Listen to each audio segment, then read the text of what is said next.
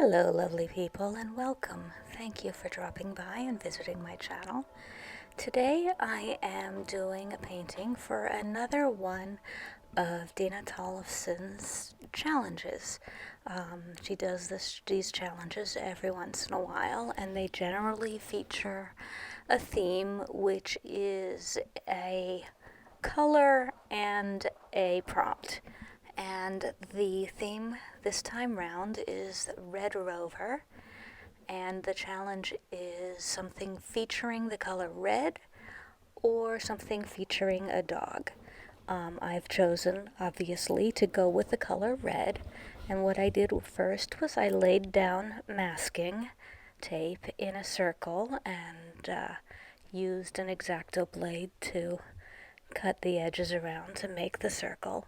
And I'm going in with a background in red, and now I'm adding some purple near the top, and I will add some yellow near the bottom. And my goal is to do a red sky, sort of like a sunset, but a lot more intense. So I'm going for a fairly simple interpretation of the prompt this time round. But as opposed to my other versions of the challenges that Dena Tollefson has posed, this time I'm not going for abstract. I'm going for a more realistic painting. So I laid down the red first, and then I added in purple, and I added in yellow near the bottom, and I'm just trying to vary the color a little bit, going back and forth with the brush and working in the colors that I'm adding on top of the red to give a nice variety to the background while maintaining the main red color. And then after I did that, I removed the masking tape very carefully, and I allowed the background to dry. Once it was dry, I came back, and now I'm coming in with a couple of yellows, a bright yellow, a darker yellow, and a white. And it's a little hard to see at first because my lights are so bright.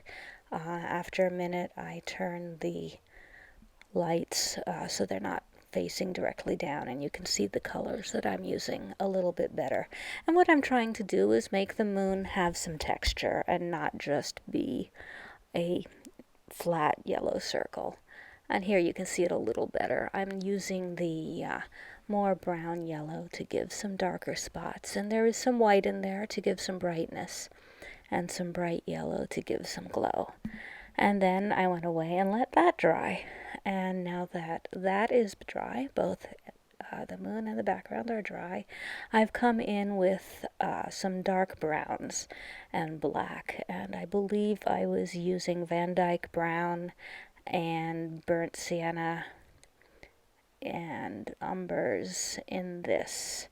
But I start with the darkest versions of the colors and lay in the basic silhouette of the tree, and I try to make it, somewhat, not solid straight lines, but have some kind of organic shape to them. And because the background has a bit of texture, I had to go back in on the edges a bunch. The edges of the tree tended to be a little bit lumpy, so I had to go in and fix that. And then I went back in with lighter colors, a raw sienna, red ochre, and so forth, lighter versions of brown with some red and some yellow in them, and use those to put in highlights, kind of a back glow from where the moonlight would be hitting the tree, and try to give it some depth. And I also went in with the dark colors to put in some grass under at the bottom, and that's really all. I'm not going for super realistic, but I am going for kind of a mood, and I think I achieved the mood. I like how this came out. So thanks to Dena Tollefson again for posing this challenge, and thanks to all of you for coming and listening. Please take care of yourselves, take care of each other, and be well. Thank you.